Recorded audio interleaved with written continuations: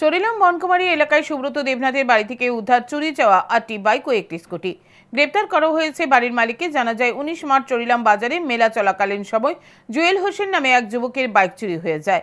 বিশালগড় থানায় 20 March bike চুরির মামলা দায়ের করে জুয়েল হোসেন।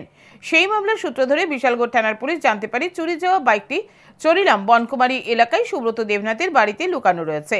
পুলিশ যথারীতি সুব্রত দেবনাথের বাড়িতে অভিযান চালায়। এই অভিযানে উদ্ধার হয় 8টি বাইক ও একটি স্কুটি।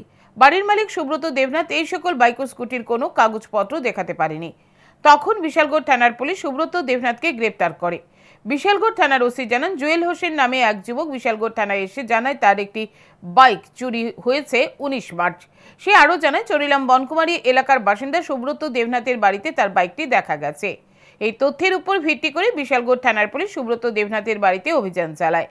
সুব্রত দেবনাথের বাড়ি থেকে উদ্ধার হয় 8টি বাইক ও একটি স্কুটি। সুব্রত দেবনাথ এই বাইক ও স্কুটির কোনো কাগজপত্র দেখাতে পারেনি, তাই তাকে গ্রেপ্তার করা হয়েছে। সোমবার পুলিশ রিমান্ডের আর্জি জানিয়ে সুব্রত দেবনাথকে আদালতে সোপর্দ করে পুলিশ।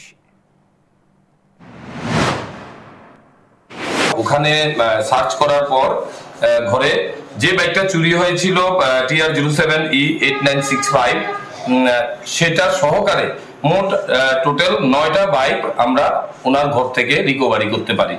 তো ওনাকে যখন বাড়ির মালিক যে সুব্রত দেবনাথ, বাবার নাম মৃত সাধন দেবনাথ, নর্থ চরিলাম, ওনাকে জিজ্ঞেস করার পর যে এই যে টোটাল 9টা বাইকের মধ্যে 8টা বাইক আর একটা স্কুটি, এগুলার কিভাবে ওনার বাড়িতে আসলো, কোথা থেকে আসলো, উনি আমাদের এই ব্যাপারে কোনো সদুত্তর দিতে পারেনি।